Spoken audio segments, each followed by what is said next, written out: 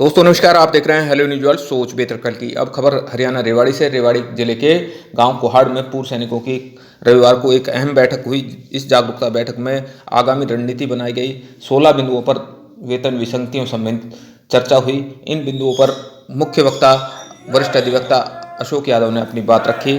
इस मंच से रमेश्वर दयाल, पूर्व सूबेदार ललित, पूर्व सूबेदार सरिता यादव कोहाड़, मंजीत सूबेदार बलराम, कैप्टन बलजीत सिंह आदि वक्ताओं ने अपनी बात रखी। हम आपको बता दें कि 30 मई को पूर्व सैनिक फिर रेवाड़ी में एकजुट होंगे और अपना एक ज्ञापन सौंपेंगे। आप देखते रहिए हेलो न्यूज़ वर्ल्ड सोच बेहतर कल की। आप हमारी खबरों को लाइक और शेयर करना नहीं भूलें और यूट्यूब पर नई खबरें देखने के लिए आज ही हेलो न्यूज़ वर्ल्ड को सब्सक्राइब कर लें। देखते रहिए हेलो न्यूज़ वर्ल्ड सोच बेहतर कल की। अपने अधिकारों के समझने लग गए हैं। अभी हमने सोचा कि भाई ये तो फिर बहुत, अगर अभी इनको हमने अपना हेड रखा, अपना मार्गदर्शक रखा तो हमें कुछ नहीं मिलेगा। फिर हमने डिसाइड किया कि भाई 20 तारीख से 20 फरवरी से 20 फरवरी से जंतर मंतर पे धरना होगा और उसमें कोई भी ऑफिसर हमारी उस स्टेज पे नहीं आएगा, ना स्टेज पे आएगा और ना ही वो पब्लिक में आएगा। हाँ, कोई चोरी छुपके आके बैठ जाए आम आदमी की तरह, वो बात अलग है, लेकिन उसको स्टेज पे उसको माइक नहीं दिया जाएगा। और ये हुआ भी होनी चाहिए उसके प्रति कि हमारे फौजी भाई कितने अवसर हमारा सब कुछ लेके चले गए। सेना में रहते हुए भी हमें गुलाम बना के रखा, यहाँ आने के बाद भी गुलाम बना के रखा है। जो भी उनको हमारे जवान सिक्योरिटी भी उन्हीं को मिलती है, जो भी सरकारी सुविधा सब लेके वो चले जाते हैं और हम उनके मुंह की तरफ देख रहते हैं। उनकी यहाँ हो सकता है आपके साथ इतना न्याय हो रहा हो, आपके लाखों रुपए का रसीदा हो, आपको जानकारी नहीं है कितने कितने कोर्ट ऑर्डर्स आ गए हैं। अभी मैं आपको बताऊंगा, पहले आपको 80 साल के बाद में 20% का जाता होता था। अभी बोर्ड के माध्यम से उसको 79 कंप्लीट होने के बाद में 80 ईयर्स पूरे होगा, तब से फायदा मिलेगा उसको। एक काम बताना आपका, ऐसे बहुत से ऐसे काम हमने कराए, बहुत से काम हो रहे हैं कि आप सुनोगे तो आपको पता भी नहीं होगा। अगर आपको जो भी कुछ शंका है, जो कुछ पूछना है, तो मूवमेंट कहाँ से चल रहा था, कहाँ जा रहा है, क्या आपके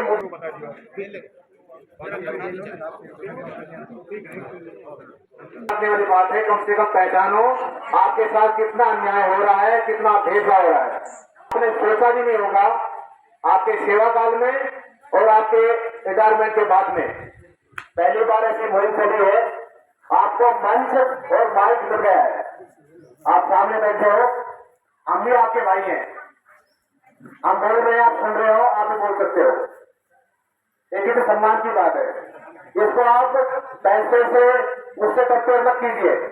आपका सम्मान, आपका स्थान और आपका जो बनता है उसकी लड़ाई है। यहाँ तो आपके पास बैठने कुर्सियां हैं, छाया है, हवा चल रही है और आपके संघर्ष की लड़ाई। मैंने वक्ताओं को बताया, कश्मीर से कन्याकुमारी और मणिपुर से जैसलमेर। आप जाके बैठिए, आज भी केरला के, कर्नाटका के, मणिपुर के तो सैनिक बैठे हुए हैं। बहुत से लोगों को फायदा हो रहा है। एक चीज 55 लाख करोड़ दिखती थी। दूसरा ऑर्डर देखिए, पहले और भी देखिए, एनोमली आई थी।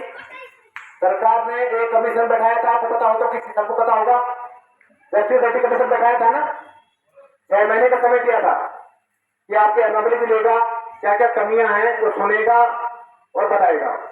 6 महीने का समय होने वाला था, वो पता नहीं था जस्टिस जी कहाँ से पॉइंट लेंगे, कहाँ सुनेंगे। पूरा 100 करोड़ पे कॉपी दी गई थी, वहां लोक लगा हुआ था, गांड लगे हुए तो कोई नहीं था।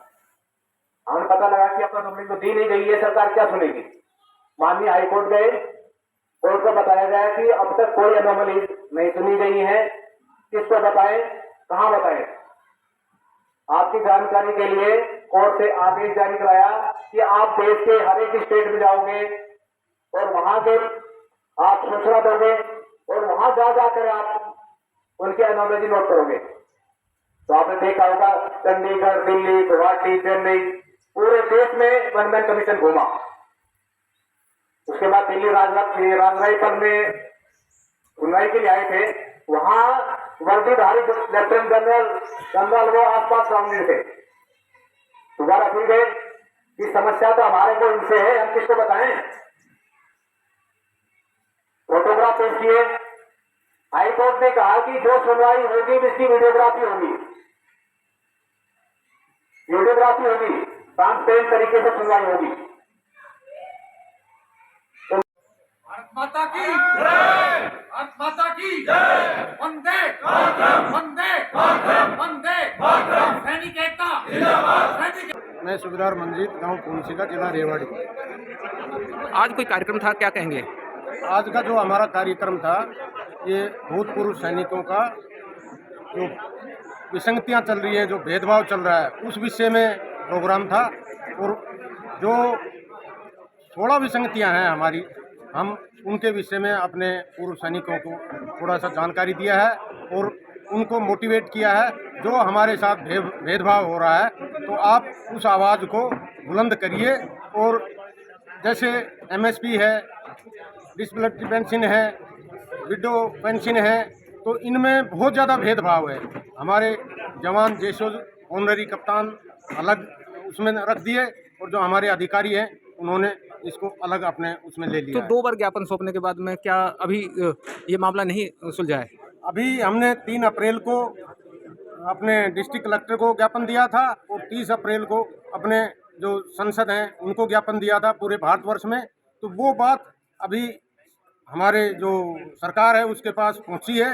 अभी वो उनके ऊपर थोड़ा विचार कर रही है, निगरानी कमेटी बनाई है, उसके लिए वो कर रही है। और 30 मई को एक और हम ज्ञापन देने का प्लान बनाया है और उसी विषय में ये आज की मीटिंग थी। और मैं एक इसमें और बात जोड़ना चाहता हूँ, जैसे आप हर जगह पहुँच भी रहे हैं, अही रेजिमेंट के विषय में भी जो मुद्दा चला हुआ है, तो वो भी अभी सरकार के संज्ञान में आ चुका है। और 2024 के इलेक्शन से पहले हमें पूरी उम्मीद है अही रेजिमेंट का भी गठन होगा और OROP 2 का जो विसंगतियाँ हैं वो भी दूर होंगी।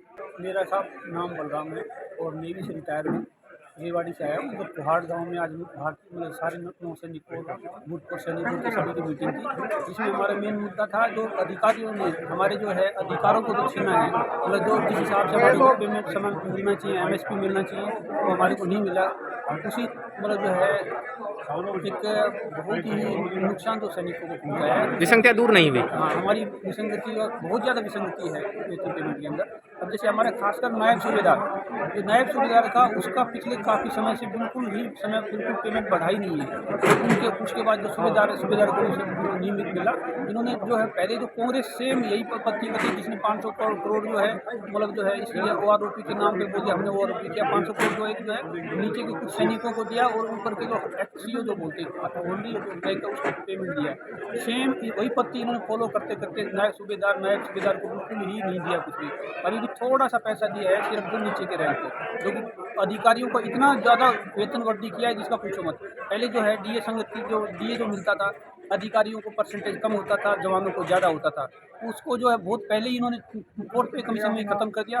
5th के बाद इसने धीरे धीरे ऐसा वितरक संगत कर दिया। और 6th पे कमीशन में इन्होंने क्या काम किया, जो सैनिकों को ज़्यादा मिलना था उसकी जगह उनको तो 2.7 दिया और खुद को इन्होंने ज़्यादा लिया, 2.8 दिया। कैप्टन बलजीत सिंह, गांव कुहाड़। आज हमने अपने गांव के बाबा हरसापुरी प्रांगण में भूतपूर्व सैनिकों की एक मीटिंग बुलाई थी। इस मीटिंग का उद्देश्य जो 1 रैंक 1 पेंशन 2 में जो विसंगतियां हुई हैं, हमारे साथ जो भेदभाव हुए हैं, उनके बारे में विचार प्रकट करने के लिए सभी गांव वालों को और रेवाड़ी डिस्ट्रिक्ट से आए हुए सभी वीर सैनिकों को यहाँ पर मोटिवेटेड किया गया। और आगे आने वाले दिनों में अगला हमने क्या कदम उठाना है उसके बारे में बताया गया। अब हम 30 मई को रेवाड़ी में एकत्रित होकर आगे की गाइडलाइन तैयार करेंगे। कोई ज्ञापन देने की भी कोई है प्रोग्राम? तो इससे पहले हम 3 अप्रैल को उपायुक्त साहब को और 30 अप्रैल को अपने MP साहब को ज्ञापन दे चुके हैं। और आगे का हम डिसाइड करेंगे कि शायद 30 मई को भी हम पूरे भारत में एक पूर्व सैनिक एक होकर के दोबारा से एक ज्ञापन प्रस्तुत करेंगे। जंतर मंतर पे कोई धरना चल रहा है, क्या कहेंगे? जंतर मंतर पर 20 फरवरी से कंटिन्यू धरना चल रहा है और वहाँ से अच्छे पॉजिटिव रिजल्ट आ रहे हैं। हमारे सभी स्टेटों से भूतपूर्व सैनिक वहाँ आकर के अच्छा सहयोग दे रहे हैं। धरने में सहभागिता को लेकर क्या कहेंगे? धरने में सहभागिता हमारे गांव से काफ़ी अच्छा पॉजिटिव रिजल्ट है। हम भी खुद वहाँ पर 3 बार जंतर मंतर में जाकर आए हैं। रामेश्वर, एक्स सूबेदार और गांव कुहाड़ से हूँ।